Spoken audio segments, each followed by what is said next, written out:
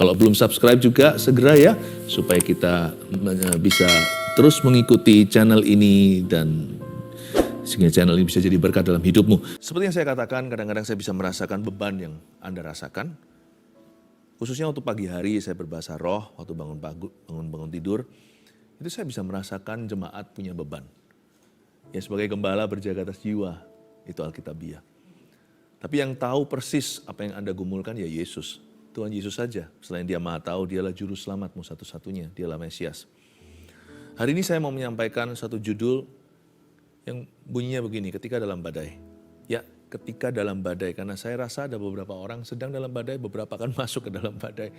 Sebagian lagi udah lewat sih. Tapi hidup ini kan silih berganti, selalu ada badai baru. Firman ini akan melengkapimu. Buka bersama dengan saya, Mazmur 29, ayat 1-11. Ada sebuah kesaksian roh di dalam diri saya, hatiku tetap damai sekalipun dalam badai. Ayo, hati kita tetap tenang sekalipun dilanda permasalahan. Ini adalah Mazmur Daud, kebesaran Allah dalam badai.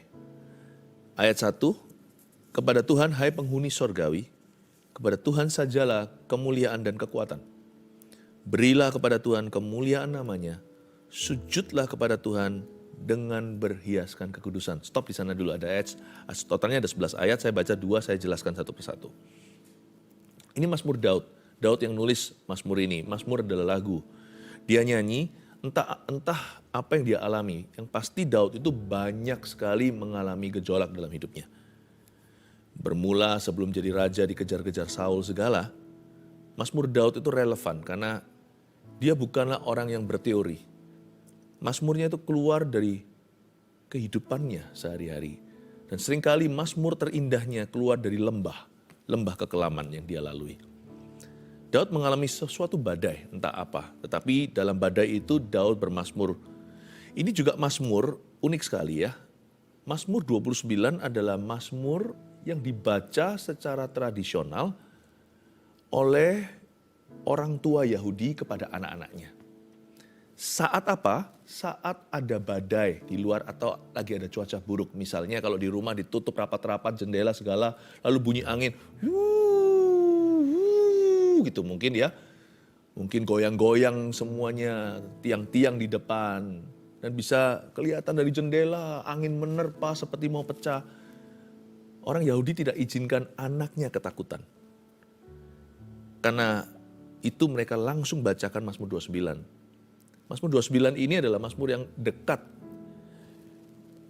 di dalam hati orang Israel. Karena dari kecil mereka dibacakan oleh papa mamanya. Makanya itu kita yang punya anak, sedikit tambahan info di sini, jangan suka bagi-bagikan yang negatif. Nanti mereka tumbuh dewasa punya gambar diri yang salah. Lebih celaka lagi kalau punya gambar tentang Tuhan yang tidak benar.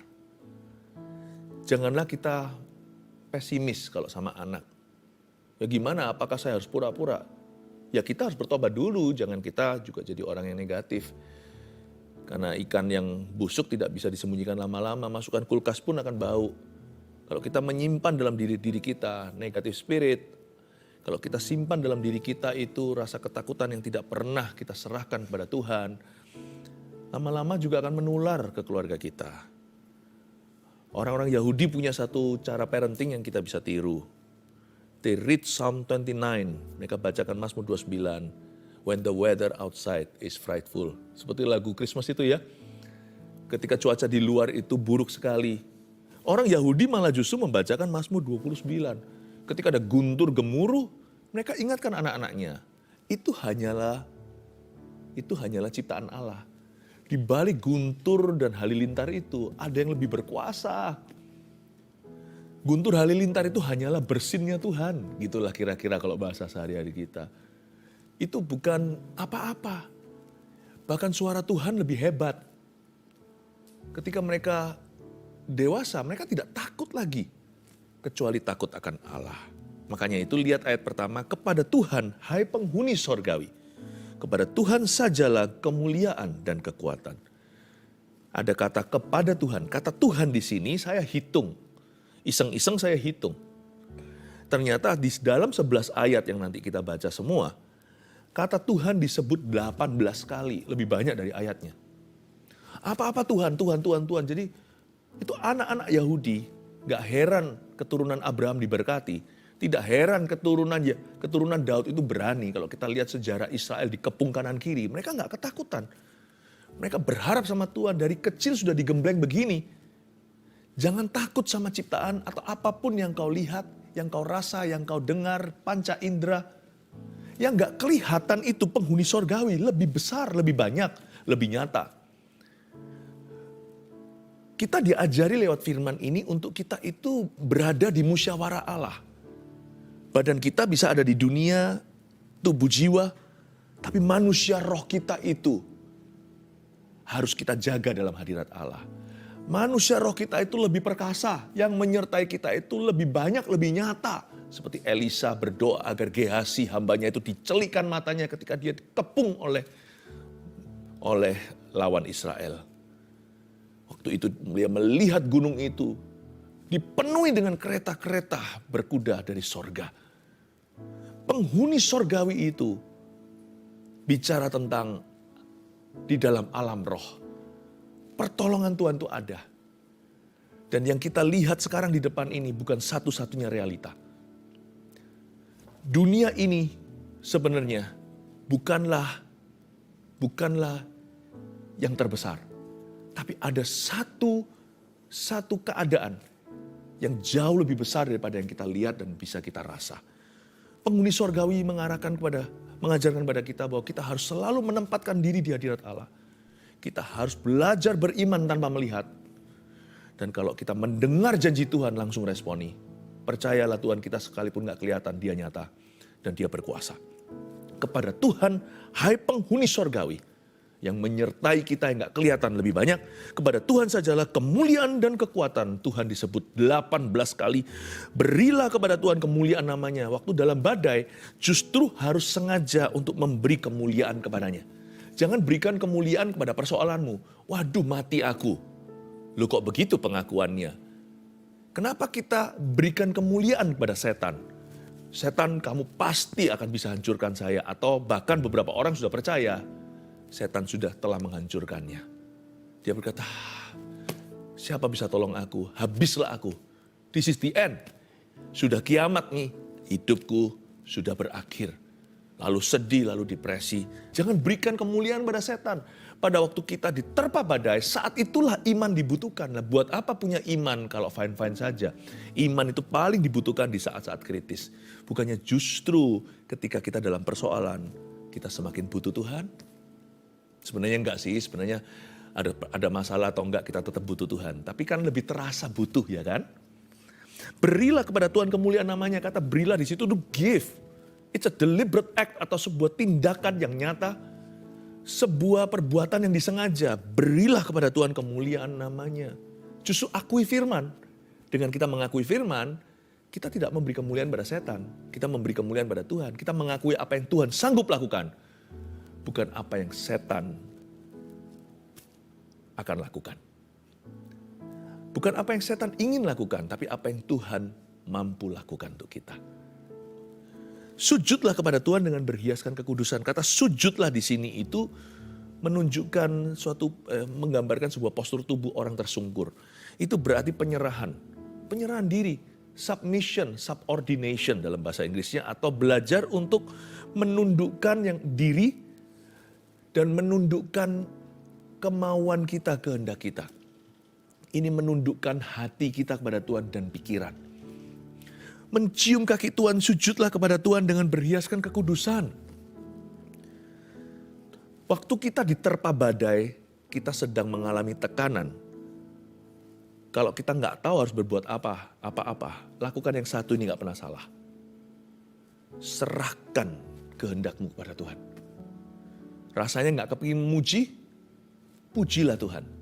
Karena bukan kehendakmu dan kehendakku yang jadi, tetapi kehendak Allah yang terjadi. Bukankah firman berkata, pujilah Tuhan dan bersyukurlah dalam segala keadaan. Waktu kita disakiti rasanya mau balas orang itu, tapi firman Tuhan berkata, berikan pipi satunya. Sesusah-susah kita itu mengampuni, jangan berhenti sampai pengampunan.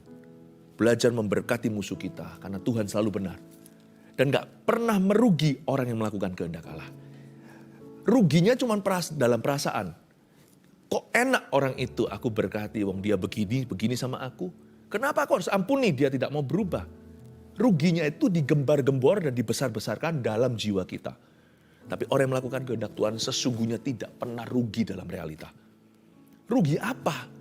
Karena itu mengundang penyertaan Allah. Orang yang kita ampuni, berubah nggak berubah itu urusan dia. Tapi kalau kita mengampuni orang itu, kita yang berubah. Kita yang diberkati oleh Tuhan. Kita yang nggak jadi stres dan depresi gara-gara itu, tidak penyakitan. Ketika kita dalam kondisi tidak menentu, rasanya mau meninggalkan Tuhan saja, udah kembali ke kehidupan lama atau jalan pintas. Tidak, saya lebih baik sabar, lebih baik menderita, lebih baik miskin di hadapan Allah, daripada menghalalkan segala cara, karena dengan demikian saya masih empunya kerajaan sorga. Rasanya itu bertubi-tubi, kita itu seperti babak belur. Tapi kita tetap pegang teguh pada prinsip kebenaran. Lihat nanti ya, pada saat hari Tuhan menolong kita, kita nggak perlu dipulihkan lagi, kita tinggal menerima pahala. Tapi coba, pertimbangan mereka yang ketika dalam tekanan meninggalkan Tuhan. Waktu nanti pertolongan datang, mereka nggak layak menerima seperti Esau.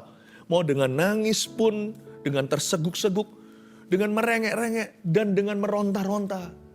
Pada saatnya dia harus menerima hak kesulungannya, dia ditolak mentah-mentah. Jadi sebenarnya orang yang sujud kepada Tuhan ketika dalam masalah, itu nanti di dalam hidupnya jauh lebih diberkati. Dan in the long run jauh lebih berguna. Jangan pernah kita itu mengambil keputusan gegabah atas kondisi sementara. Makanya orang dalam tekanan harus bersabar di kaki Tuhan. Sujudlah kepada Tuhan, lalu ditambahkan dengan berhiaskan kekudusan. Berhiaskan kekudusan dan berhiaskan kekudusan dalam bahasa Inggrisnya in the beauty of holiness. Bukan berhiaskan kekudusan semata-mata, tapi kekudusan itu seperti permata. Kekudusan itu seperti jewelry atau seperti perhiasan yang berharga. In the beauty of holiness itu dicampurkan dua kata, beauty and holiness. Keindahan, beauty atau kecantikan. Keindahan dengan kekudusan. Rasanya jarang ya orang itu ngeperkan berdua ini. Jarang sekali orang menjodohkan yang namanya kekudusan dengan keindahan. Yang namanya kekudusan itu biasanya sakit. Ini kan pikiran kita sebagai manusia.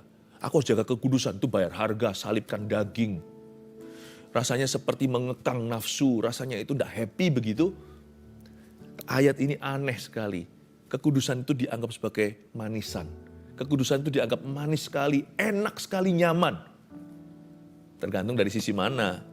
Berzina enak, ya bagi orang yang mengejar nafsu. Tapi setelah itu kan seperti makan roti yang manis lalu jadi duri di tenggorokannya. Jadi kanker kemudian.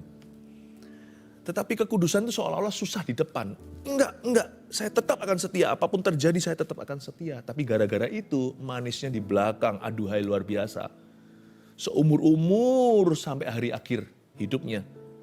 Rumah tangganya utuh, bahkan rumah tangganya sangat-sangat indah.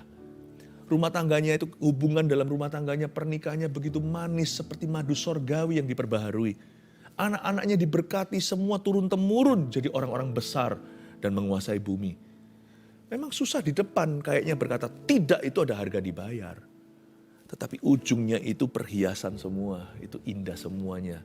Turun-temurun menuai dari ketaatan sang ayah atau sang ibunya. Tergantung dari sisi mana Anda melihat. Alkitab mengatakan dengan jelas ketika dalam badai, jangan kompromi. Kalau dalam tekanan, dalam persoalan, apalagi ya enggak, persoalan atau problema enggak kunjung selesai gitu ya. Itu yang melatih otot stamina rohani kita. Rasanya nih kapan aku keluar dari persoalan ini. Rasanya itu kita garu-garu kepala tiap hari, itu kita elus-elus dada dan berkata, kapan ya Tuhan, bila manakah Engkau akan menolong aku. Kalau seperti itu hati kita, jangan tergoda untuk marah. Pada saat kita enggak tahan, desperado, putus asa, cepatlah cium tanah. Kiasan saja ya, atau sungguhan gak apa-apa. Harafia proskuneo atau tersungkur, biar hidung dan yang namanya dahinya ini melekat ke tanahnya. Lalu di situ sembahlah, sujud pada Tuhan dan serahkan kembali kehendak-Mu padanya. Serahkan kemauan, pikiran, hati, seluruh hidupku, serahkan tubuhku sebagai persembahan yang hidup dan yang berkenan kepadamu. Tuhan, aku mau memberontak rasanya, tapi aku tidak akan izinkan kakiku lari. Hari ini, ku tekuk kakiku ya Tuhan. Ku buat dia berlutut bersujud di hadapan-Mu. Bukan kehendak-Mu, tapi kehendak-Mu jatuh. Jadi aku menunggu-Mu sampai Engkau menolongku. Aku tidak kemana-mana, aku tetap setia. Wow! Itu nanti ujungnya berhiaskan kekudusan. Jangan lari justru ketika dalam masalah. Justru lari mendekat. Karena itu penting sekali di dalam badai kita harus menyembah Tuhan. Dan kita harus belajar menundukkan diri kepadanya. Bukan justru lari dan murtad dari jalannya. Itu dia. Di 2 ayat ini kita baca, kita mengerti sekarang dalam badai apa yang harus kita lakukan? Sembahlah dia. Dalam badai apa yang harus kita lakukan? Sujud kepadanya alias tundukkan dirimu dan hidupmu di bawah kakinya. Jangan turuti hawa nafsumu. Jangan halalkan segala cara. Jangan cuti dari hadirat Allah. Ayat 3. Suara Tuhan di atas air. Allah yang mulia mengguntur. Tuhan di atas air yang besar. Berhenti di ayat 3 sebentar. Garis bawahi suara Tuhan. Saya hitung lagi di 11 ayat ini. Kata suara Tuhan diulang 7 kali. Kalau kata Tuhan 18, suara Tuhan 7 kali. Berarti sangat key atau sangat kunci ketika seseorang di dalam badai taufan kehidupan. Dia harus belajar mendengar suara Tuhan. Dan mendengar suara Tuhan gak boleh sekali. Berkali-kali, berulang kali karena manusia itu cenderung lupa. Apalagi kalau dia lagi tertekan jiwanya. Wah, sangat gampang menguap. Sangat gampang menguap suara Tuhan itu. Karena kita mudah untuk ragu, bimbang. Apa iya, itu suaraku atau bukan. Kalau orang stres kan begitu. Bukan hanya orang stres begitu, tetapi sekalipun suara Tuhan dengan jelas dan gamblang pun kita bisa bimbang dan ragu lagi ketika kita lihat fakta di lapangan, ketika kita mempertimbangkan realita. Loh kok beda dengan suaranya? Makanya suara Tuhan diucapkan 7 kali. Selain itu ketika seseorang menghadapi sebuah tantangan, tidak mudah dia dengar suara Tuhan. Pada saat hatinya gelisah, coba dengar suara Allah. Elia aja seorang nabi yang begitu peka. Dia harus melewatkan semua goncangan api, angin, gempa, baru sepoi-sepoi basah. Baru dia dengarkan suara Allahnya. Dengarkan suara Tuhan itu gak bisa masuk sekali ke ruang doa langsung dengar. Bisa kalau di hari-hari biasa. Tapi di hari-hari susah kadang-kadang kita perlu lebih lama. Atau berulang kali masuk lagi ke klosetnya. Doa lagi, sembahyang lagi, doa kembali. Makanya suara Tuhan di sini diulang-ulang 7 kali. Sampai kau mendengar suaranya. Atau kalau sungguh sudah mendengarnya, jangan ragukan, camkan. Ini kan bahasa Alkitab ya, camkanlah. Yesus sering berkata begitu, camkanlah.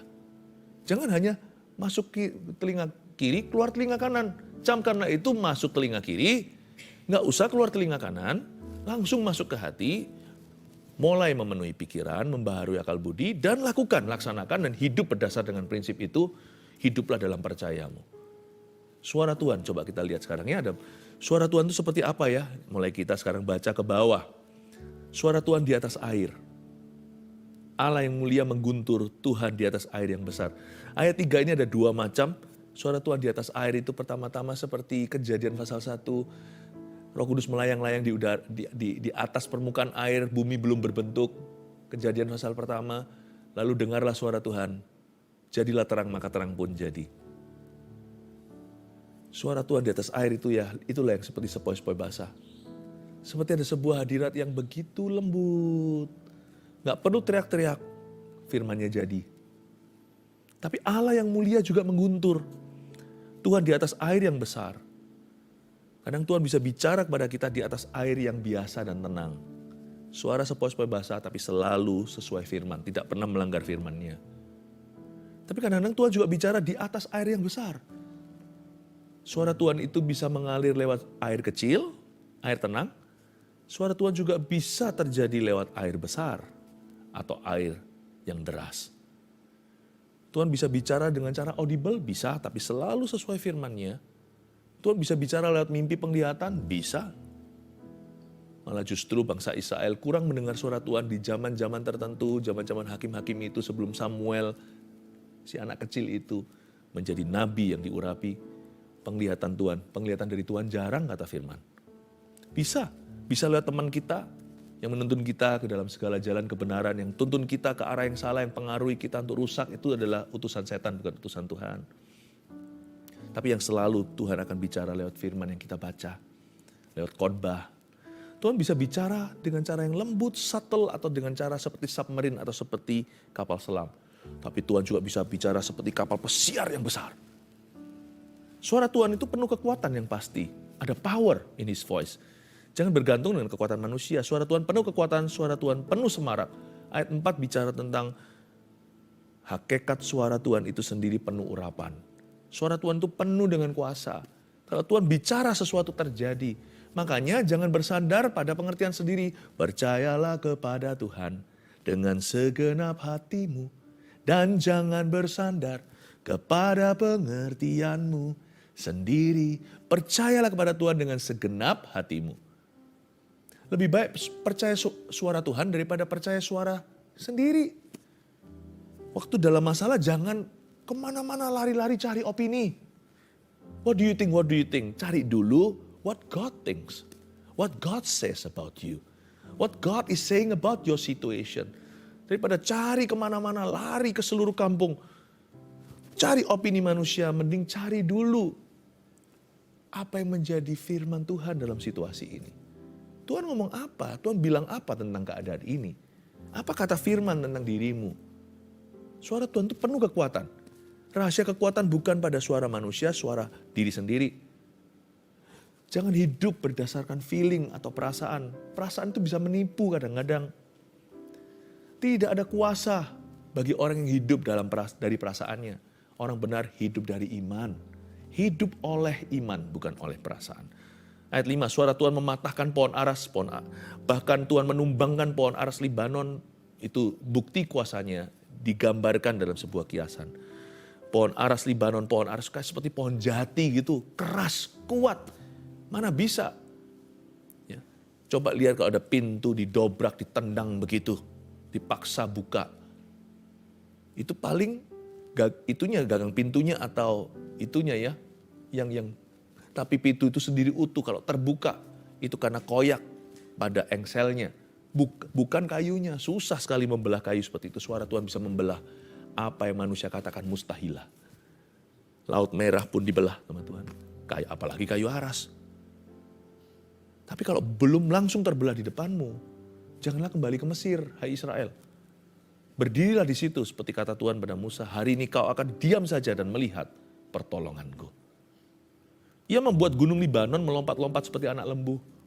Dan gunung Sirion seperti anak banteng. Kalau lihat gunung itu seperti wah ya, kalau kita ke gunung yang tinggi sekali, orang yang takut tinggi jangan ke sana. Wow, luar biasa. Itu kecil. Gunung itu kutu bagi Tuhan. Bangsa Israel, anak Yahudi sudah dilatih dari kecil untuk tidak terpukau dengan ciptaan. Kecuali terkagum-kagum akan penciptanya. Kalau dia lihat gunung, dia memuliakan Allah. Kalau kita lihat gunung, wow, kita sembah. Kita kira gunung itu keramat. Itulah bedanya kenapa anak Abraham diberkati, kenapa anaknya Yakub diberkati, kenapa anak keturunan Daud itu berani dan diurapi. Ia membuat gunung Libanon melompat-lompat seperti anak lembu. Suara Tuhan menyemburkan api, ayat 7. Mau tahu kalau itu suara Tuhan atau bukan? Tiba-tiba hati kita berapi-api. Kalau sampai kita mendapat sebuah rema, lalu hati kita seperti melompat, seperti ada kangguru di dalamnya. Seperti berkata, nah itu Tuhan lagi bicara itu. Meskipun Anda ragu, iya enggak ya, karena kita kan enggak pasti. Suara Tuhan menyemburkan nyala api. Orang waktu berjalan ke Emmaus, 2 murid Yesus, mereka enggak tahu itu Yesus, karena Yesus kan di dalam tubuh kebangkitan bisa berubah rupa-rupa. Tapi orang enggak bisa salah tangkap kalau itu Tuhan. Karena ketika Tuhan berbicara kepada mereka, mereka berkata, itu pasti Tuhan. Ketika Tuhan tiba-tiba lenyap dari depan mereka setelah memberikan roti dan minuman kepada mereka. Mereka berkata, itu tadi guru. Karena waktu dia berbicara, hati kita berkobar-kobar. Mau tahu nggak suara Tuhan itu seperti apa rasanya? Seperti dari ayat-ayat begitu banyak, ada beberapa ayat itu tiba-tiba melompat, berbicara secara spesifik, secara pribadi. Seperti menemplak aku. Kadang-kadang menegur. Kadang-kadang menasihati, tapi terkadang pula meneguhkan, memberi konfirmasi. Tapi suara itu juga harus dijaga. Api pun bisa padam kan. Harus dijaga. Makanya itu dengarkan 7 kali. Berkali-kali, setiap kali, ulang lagi. Selalu kembali ke suara Tuhan. Ketika mulai luntur rasanya suara Tuhan dalam diri kita, suara dunia lebih keras dan lebih bising rasanya. Balik lagi, kembali lagi. Sampai suara itu kembali berapi-api. Suara Tuhan membuat padang gurun gemetar. Tuhan membuat padang gurun Kades gemetar. Padang gurun gak langsung diairi, tapi kalau Tuhan berbicara, itu akan gemetar. Tahu gak? Mungkin Anda sedang mengalami padang pasir rohani Anda. Padang gurun, masa paceklik, gak tahu ini, muter-muter Sahara, selalu oasis semuanya hanyalah PHP pemberi harapan palsu. Setiap kali kelihatan di situ kayaknya ada satu mata air, ada satu badan air. Saya ke sana, ternyata hanya pasir. Saya ingatkan ya, ini juga suara Tuhan, tangkaplah dari mulut saya. Padang belantara yang kau alami sekarang ini bukan destinasimu. Ini transit saja. Anda akan keluar kok. Jangan gemetar sama padang gurun. Kalau Anda punya suara Tuhan, padang gurunnya yang gemetar di depan Anda.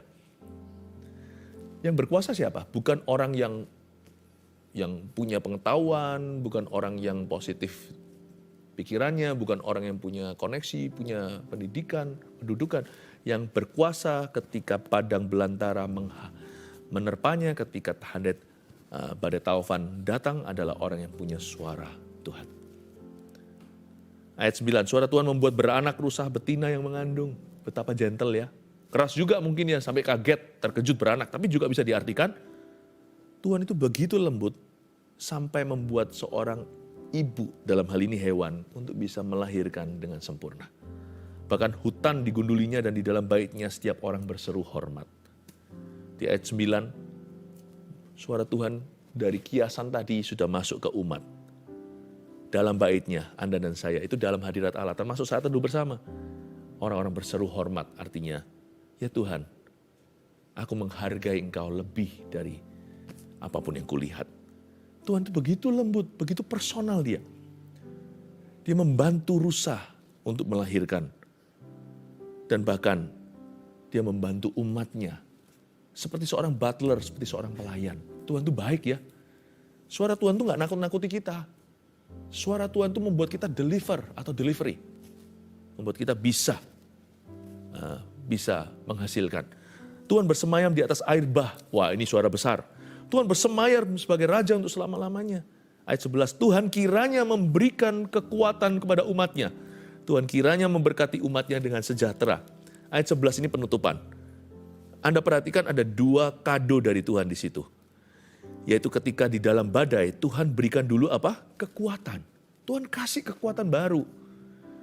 Gak tentu ada mujizat langsung ya, atau jawaban gimana. Tetapi yang pasti orang yang mencari Tuhan saat masalah, orang itu pasti memperoleh kekuatannya. Itu sudah nggak perlu dibantah. Lalu ada janji yang indah. Tuhan kiranya memberkati umatnya dengan sejahtera. Kita dikasih kekuatan di tengah atau di dalam badai. Dalam badai diberi kekuatan baru. Tapi nanti waktu kita keluar dari badai itu, kita diberi damai sejahtera. Ini yang saya sebut strength in the storm, but peace after the storm. Inilah janji Tuhan bagi orang-orang yang setia dan sujud di bawah kakinya sampai badai itu berlalu. 3 poin ini tolong dijadikan rangkuman. Ketika dalam badai nomor 1, sembahlah Tuhan dalam penundukan diri kepadanya. Ingat, kata Tuhan 18 kali disebut, itu bukan iseng atau kebetulan. Always Tuhan, Tuhan, Tuhan, Tuhan. Everything segalanya Tuhan. Jangan megahkan persoalanmu, tapi Tuhannya. 2, dengarlah suaranya yang penuh kuasa atau sepoi-sepoi basah. Sama aja, pokoknya dengarkan. Tapi saya nggak dengar suara Tuhan. Tapi apa yang hatimu katakan dalam firman-Nya? Nah, itu juga harus Anda perhitungkan. Itu sepoi-sepoi basah. Kadang-kadang suara Tuhan bisa dengan nyata, lewat nabi, lewat nubuatan, bolehlah. Tapi sekalipun misalkan sekarang di akhir dari saat teduh bersama, kalau saya tidak menyebut Anda dalam hikmat marifat, tetap Roh Kudus sudah berbicara dan sedang berbicara kepada Anda. Sepoi-sepoi bahasa itu semua kita mengalaminya. Itu namanya the Holy Spirit's inner testimony in you. Kesaksian roh di dalam dirimu, kesaksian Roh Kudus. Ingat ya, 7 kali kata the voice atau suara Tuhan dituliskan di 11 ayat ini. Terakhir, ketika dalam badai, terimalah dulu kekuatan baru dan damai sejahtera setelahnya. Saya suka sekali kata damai sejahtera di sini. Umatnya dengan sejahtera. Tuhan kiranya memberkati umatnya dengan damai sejahtera. Kata damai sejahtera di situ shalom peace. Yang artinya tidak ada yang hilang, tidak ada yang patah dalam segala rencana Allah atas hidupmu. Kelihatan patah sekarang itu sementara. Kelihatan hilang sekarang pasti nanti akan ditemukan. Dalam Tuhan itu semua akan indah pada waktunya. Tuhan itu pemulih, itu semua akan kembali. Kembali itu atau kembalikan dengan cara yang lain, Tuhan tidak pernah berhutang sama orang-orang yang setia. Terimalah dulu kekuatan hari ini, lalu terimalah damai sejahtera nanti ketika Anda keluar dari masalah itu. Apapun yang hilang, niscaya Tuhan kembalikan. Apapun yang patah, Tuhan akan sambung kembali. Tidak akan dibiarkan bulu itu patah terkulai selama-lamanya. Buka telinga rohani kami. Kami pegang telinga jasmani kami sebagai langkah iman untuk percaya dan minta. Bukakan telinga rohani kami ya Tuhan. Untuk kami bisa mendengar suara-Mu ketika dalam badai. Terutama saat kami dalam tekanan dan persoalan. Dalam ketidakpastian, ketidaktentuan. Kami mau mata kami 18 kali tertuju ke Tuhan dalam 11 ayat di depan. Kami ingin sekali ya Tuhan mendengar suara-Mu 7 kali, bahkan 70 kali 7. Sampai kemenangan itu Kau berikan. Terima kasih Tuhan, tangan boleh diturunkan. Saya merasakan seperti ada rumah tangga yang seperti kapal pecah. Kembali menjadi adem dan sejuk lagi karena roh jahat yang menguasai ABG-mu, yang menguasai remaja di rumah Anda, sudah pergi meninggalkan dia. Nampaknya seperti anak muda itu di rumahmu. Orang tua yang mendengarkan ini, ada seorang anak muda yang membuat rumah seperti kapal pecah. Tiba-tiba pemberontakannya luar biasa di luar kepala. Orang tua tidak mengerti mengapa mereka sudah jadi orang tua sebaik-baiknya. Izinkan saya mengatakan dalam karunia membeda-bedakan roh bahwa roh jahatlah yang mengganggu rumah tanggamu. Dan memang anak muda itu lemah imannya dan dia diganggu. Dia gak sakit jiwa, gak seperti orang tidak waras, cuma jadi orang yang berani. Orang yang seperti tidak pernah dididik oleh orang tuanya, seperti memberontak luar biasa. Tapi sejak hari ini saya mengatakannya, roh jahat itu sudah pergi meninggalkannya. Anak muda itu tidak lagi diganggu oleh roh setan yang tidak kelihatan. Orang tua bingung kiranya anaknya ini kok jadi begini. Bukan, anak Anda pun adalah korban. Sekarang aku ucapkan dalam nama Yesus ketenangan dalam rumah tangga yang seperti pecah itu. Rumah tangga ini kembali tenang. Tuhan sayang. Tuhan sayang. Anak Anda hampir umur 18. 1,5 tahun, hampir 2 ini. Rumah Anda sudah tidak seperti sorga. Mulai hari ini neraka dan kuasanya sudah pergi meninggalkan jauh-jauh. Anak remaja Anda berubah tiba-tiba dan menjadi orang yang mau diajar oleh Tuhan. Haleluya. I feel the anointing of the Holy Spirit. Saya mau berdoa untuk mental illnesses ya, untuk orang-orang yang mengalami masalah dengan mentalnya. Penyakit-penyakit psikologi, penyakit-penyakit jiwa, tidak tentu gila.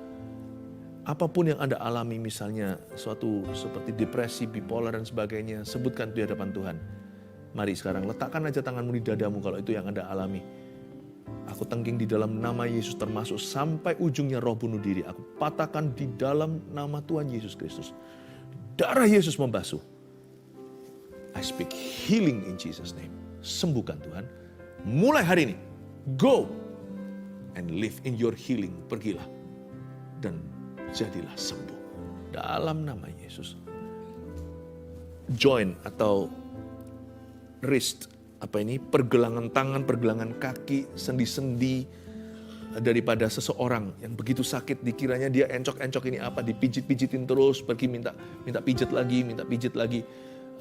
Percuma, karena sebenarnya yang Anda alami itu autoimun, cuman Anda nggak tahu, nggak menyadari itu, bahkan nggak tahu apa itu autoimun. Tapi sebenarnya Anda yang alami itu di dalam nama Yesus. Anda tetap harus ke dokter. Saya bukan dokter. semua akan diverifikasi oleh orang yang memang berwenang di bidangnya. Tapi saya hanya bernubuat marifat bahwa ada orang yang kena autoimun dan gejalanya sekarang sakitnya luar biasa, mulai bengkak-bengkak di pergelangan, khususnya di pergelangan tangan kanan kirinya sekarang, dan sampai ke semua sendi-sendinya. Aku tengging autoimun untuk pergi, Anda tetap ke dokter, nanti diverifikasi, divalidasi, kesembuhan Anda itu akan nyata. Nanti dokter berkata, sudah tidak temukan ini dan itu di dalam tubuhmu, dalam nama Yesus. Autoimun, pergi. Di dalam nama Yesus, kuserbu kau. Dengan kuasa kesembuhan Tuhan dari Kalvari, bilur Yesus menyembuhkan. Ulurkan tangan, saya mau doa untuk setiap orang yang memasukkan permohonan doa lewat live chat. Sebab ini adalah komunikasi dengan Tuhan, bukan hanya dengan kami. Dalam nama Yesus, Hamba berkati ya Tuhan Yesus setiap orang yang saat ini ya Tuhan Yesus. Baik dalam kolom komentar secara nggak langsung atau live chat yang langsung sekarang ya Tuhan Yesus dijawab oleh tim kami. Dalam nama Yesus, aku kirimkan kuasa dari tempat yang maha tinggi dengan iman lewat koneksi ini. Ya Tuhan Yesus, kuasa Roh Kudus mengalir, menyembuhkan yang sakit, membebaskan yang terbelenggu. Dengar doa ya Tuhan Yesus umat-Mu. Bukakan pintu bagi mereka yang ingin terbuka jalannya. Dalam nama Yesus, haleluya. Amin.